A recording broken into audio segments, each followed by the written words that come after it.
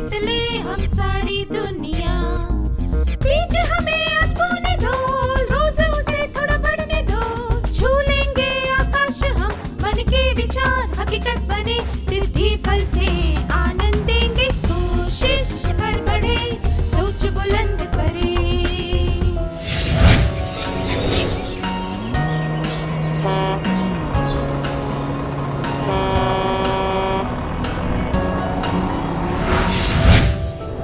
नमस्ते विद्यार्थियों, आप सबको देखकर खुशी हुई।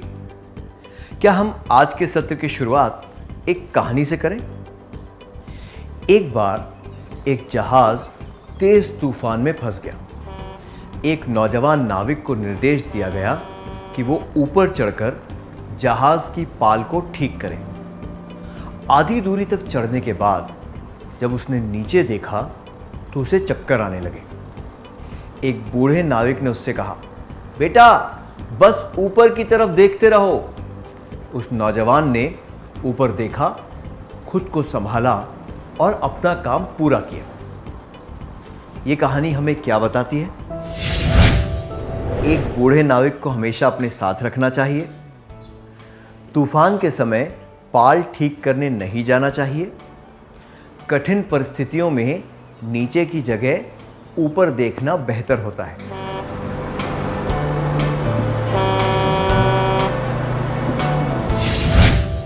यह संभव नहीं है कि हमेशा आपके साथ एक बूढ़ा नाविक हो और खराब मौसम में पाल को ठीक करने के लिए ऊपर चढ़ना ही पड़ता है।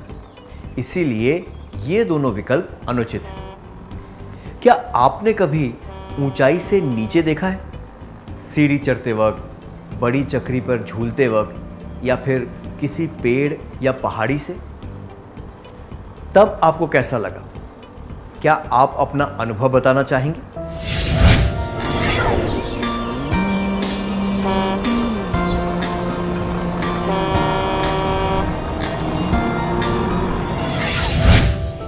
अपने अनुभव बताने के लिए धन्यवाद।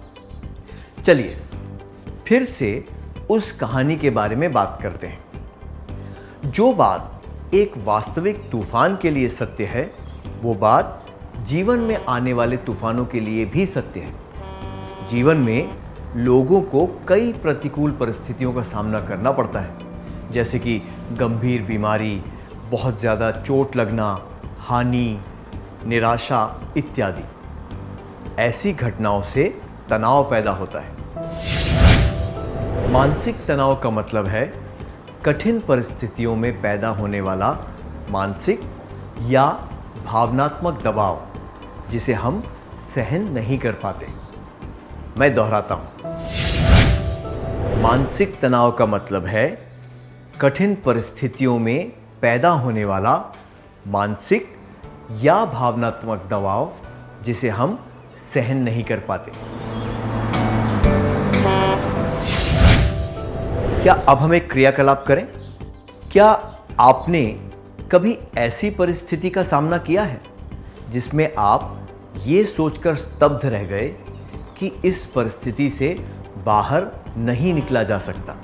या आप किसी ऐसे व्यक्ति से मिले हैं जो ऐसी किसी परिस्थिति में फंस चुका हो? अगर आप चाहें तो इसके बारे में किसी करीबी दोस्त को बता सकते हैं या फिर इस बारे में मन में सोच सकते हैं।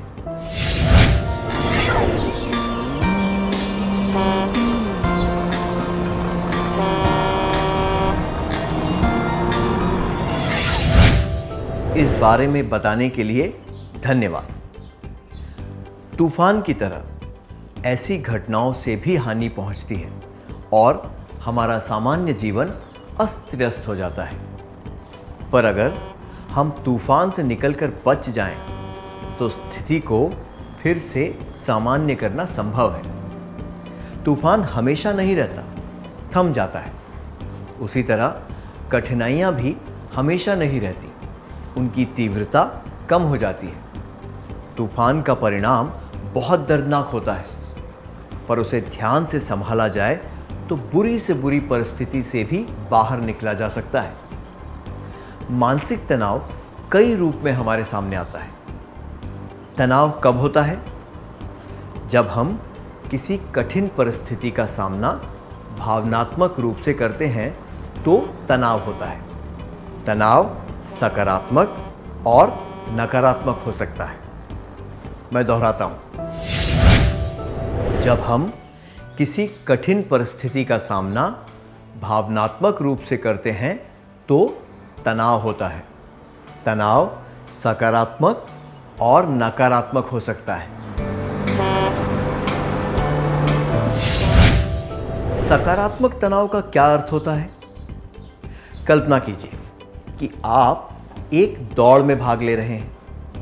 आप बहुत उत्सुक हैं, अन्य प्रतियोगी भी बहुत अच्छे हैं और आप उनसे दौड़ में जीतना चाहते हैं। इस वक्त आप जो तनाव महसूस कर रहे हैं वो सकारात्मक तनाव है। सकारात्मक तनाव तब होता है जब हम किसी काम को करने के लिए उत्सुक और प्रोत्साहित होते हैं, क्योंकि वो हमारी जिम्मेदारी होती है। इससे हमें चुनौतियों का सामना करने की ताकत मिलती है। हम पूरी हिम्मत के साथ आगे बढ़ पाते हैं और अपना काम पूरा करते हैं।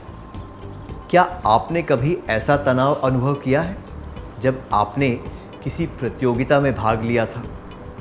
क्या इससे आपको अच्छा प्रदर्शन करने में मदद मिली? क्या आप इस बारे में सबको बताना चाहेंगे?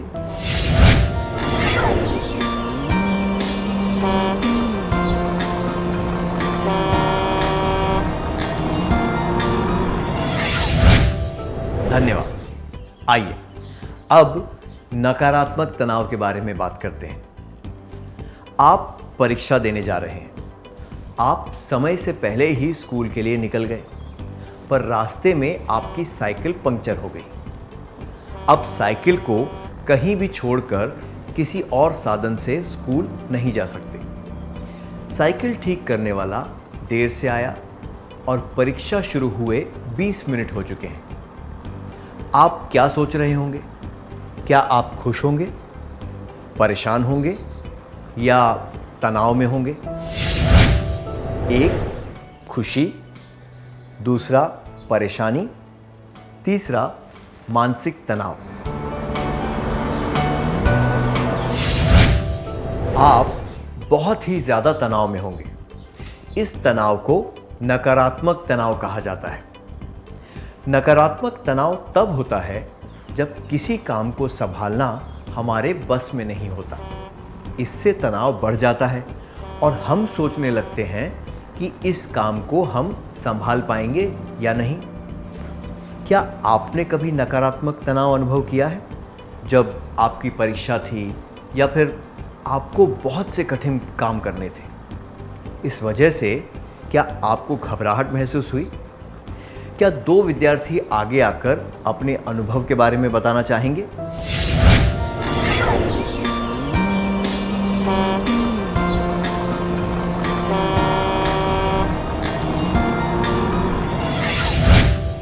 धन्यवाद। इन अनुभवों से हमने क्या सीखा?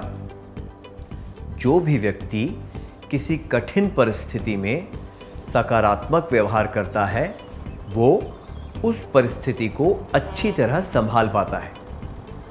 जब हम ये सोचने लगते हैं कि हम इस परिस्थिति को अच्छी तरह नहीं संभाल पाएंगे तो हमारा तनाव नकारात्मक हो जाता है। खुद को बदलने से, परिस्थिति के अनुकूल काम करने से और नकारात्मक तनाव को सकारात्मक तनाव में बदलने के तरीके ढूंढने से हम परिस्थिति को संभाल सकते हैं। आइए पहले ये समझने की कोशिश करते हैं कि तनाव क्यों पैदा होता है। जब आपने साइकिल चलाना सीखा था तब आपके मन में ये डर रहा होगा कि संतुलन बिगड़ जाएगा, आप गिर जाएंगे, चोट लगेगी इत्यादि। इस वजह से आपको तनाव महसूस हुआ होगा।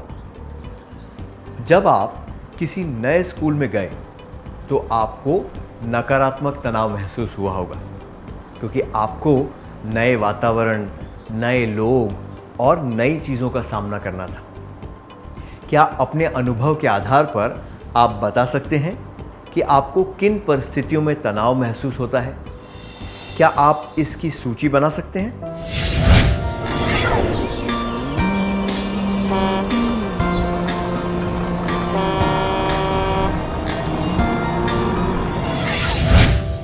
बहुत बढ़िया, धन्यवाद।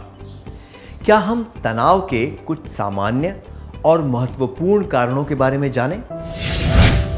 तनाव के कारण: पराजय का डर, लंबी बीमारी, गहरी चोट लगना, रिश्ते बिगड़ना, घर में आर्थिक समस्याएं, परिवार में किसी की मृत्यु, वातावरण में बदलाव।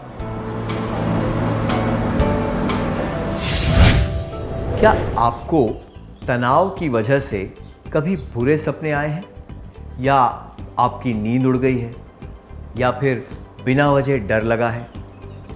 क्या आप इसके बारे में अपने करीबी मित्र को बताना चाहेंगे?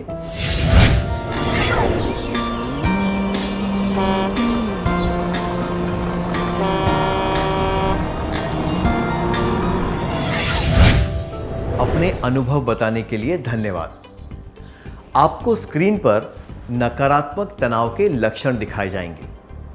कुछ चित्र दिखाए जाएंगे जिनके नीचे उनके नाम लिखे होंगे, लेकिन उन नामों के अक्षरों के क्रम को उल्टा पुल्टा किया गया होगा।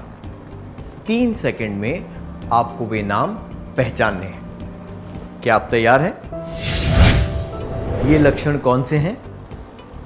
भूख न लगना, दोस्तों और रिश्तेदारों से दूर रहना, हानिकारक आदतें, आत्महत्या का विचार, चिड़चिड़ापन, नींद न आना, बहुत ज़्यादा सोना,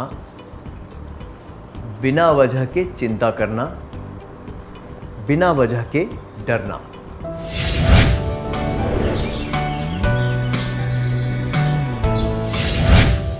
क्या आप ऐसे लोगों से मिले हैं जिनमें तनाव की वजह से आपने ये लक्षण देखे हों? क्या आप इसके बारे में अपने करीबी मित्र को बताना चाहेंगे?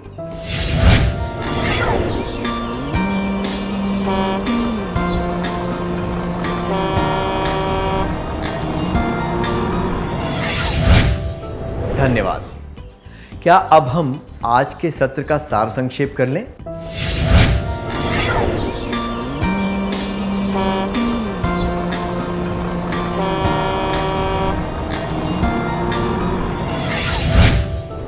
मानसिक तनाव का मतलब है कठिन परिस्थितियों में पैदा होने वाला मानसिक या भावनात्मक दबाव जिसे हम सहन नहीं कर पाते। सकारात्मक तनाव तब होता है जब हम किसी काम को करने के लिए उत्सुक और प्रोत्साहित होते हैं, क्योंकि वो हमारी जिम्मेदारी होती है। नकारात्मक तनाव तब होता है जब किसी काम को संभालना हमारे बस में नहीं होता। तनाव के कुछ मुख्य कारण: पराजय का डर, लंबी बीमारी, गहरी चोट लगना, रिश्तों में तनाव, घर में आर्थिक समस्याएं, परिवार में किसी की मृत्यु, वातावरण में बदलाव। तनाव के लक्षण हमारे विचारों, शब्दों और कार्यों में दिखाई देते हैं। इतनी अच्छी तरह सार संक्षेप करने के लिए धन्यवाद। क्या अब हम थोड़ा गृह कार्य लिख लें ताकि ये बातें हमें अच्छी तरह याद रहें?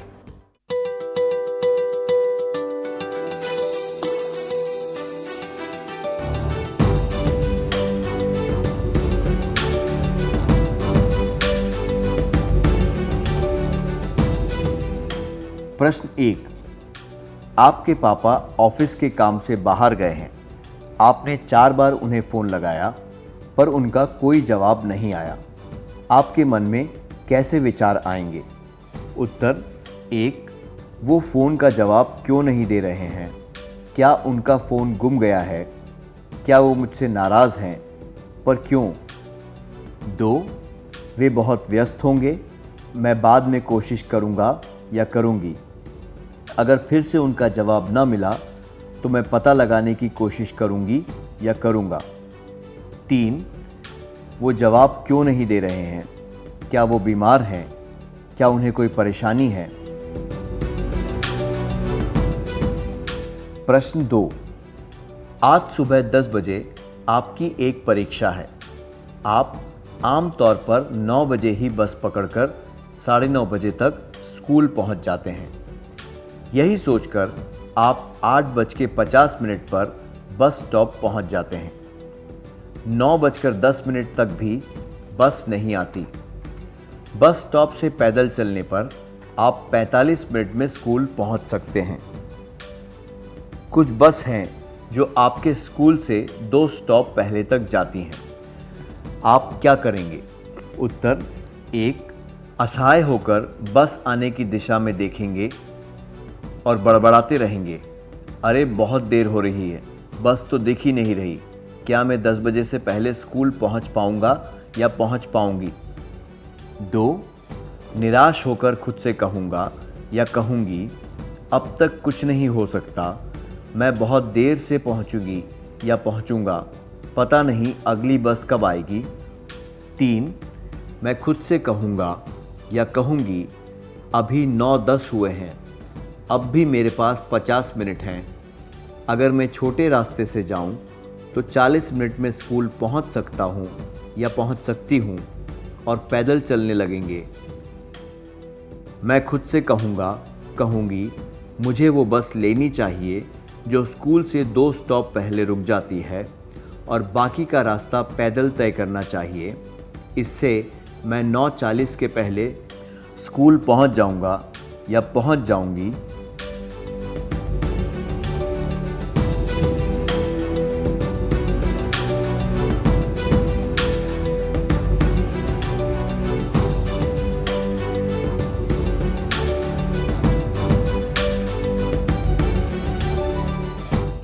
क्या आप अगली बार आने से पहले ये कार्य पूरा करके लाएंगे? तब तक के लिए अलविदा।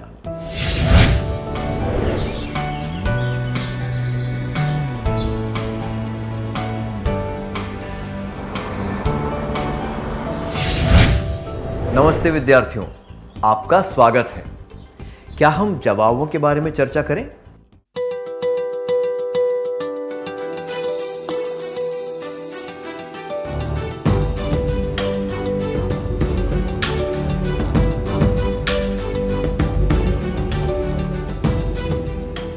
प्रश्न 1. आपके पापा ऑफिस के काम से बाहर गए हैं। आपने 4 बार उन्हें फ़ोन लगाया पर उनका कोई जवाब नहीं आया। आपके मन में कैसे विचार आएंगे? प्रश्न 1 के लिए जवाब: वो फ़ोन का जवाब क्यों नहीं दे रहे हैं? क्या उनका फ़ोन गुम गया है? क्या वो मुझसे नाराज़ हैं? पर क्यों? और ये जवाब: वो जवाब क्यों नहीं दे रहे हैं? क्या वो बीमार हैं? क्या उन्हें कोई परेशानी है? अनुचित हैं। ये मानसिक तनाव दर्शाते हैं और ये बताते हैं कि आप तनावपूर्ण परिस्थिति को संभाल नहीं पा रहे। जबकि यह जवाब: वे बहुत व्यस्त होंगे, मैं बाद में कोशिश करूँगा या करूँगी। अगर फिर से उनका जवाब न मिला तो मैं पता लगाने की कोशिश करूँगी या करूँगा, उचित है, क्योंकि ये दर्शाता है कि आप शांत मन से तनावपूर्ण परिस्थिति को संभाल रहे हैं। आपका जवाब क्या है?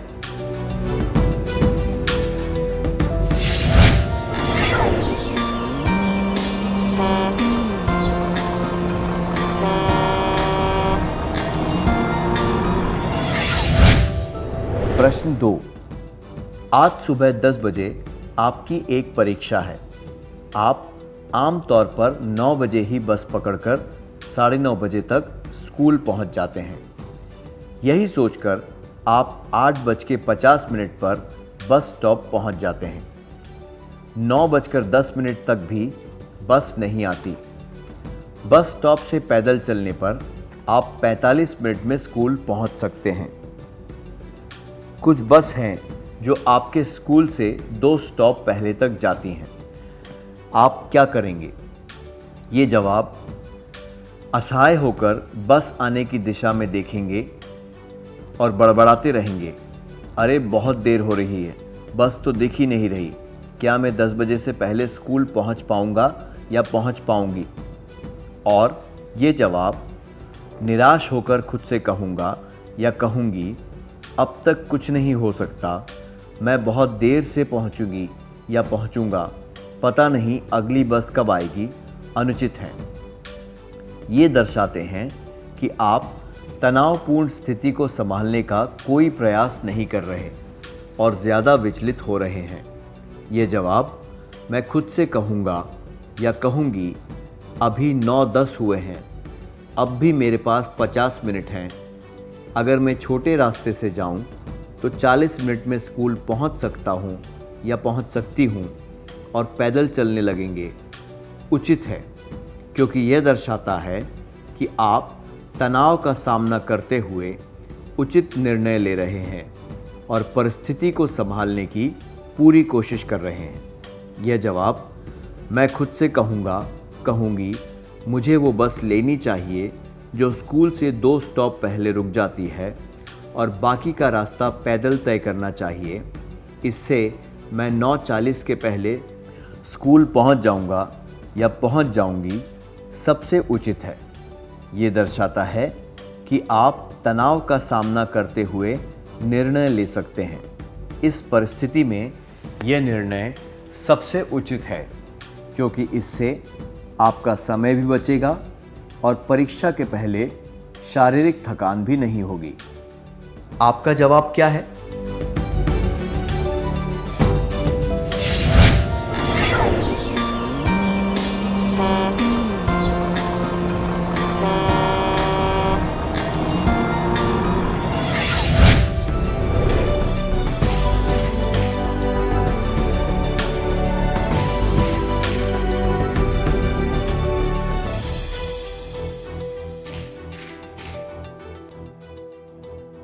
जिन्होंने सही उत्तर चुने उन्हें बधाई हो।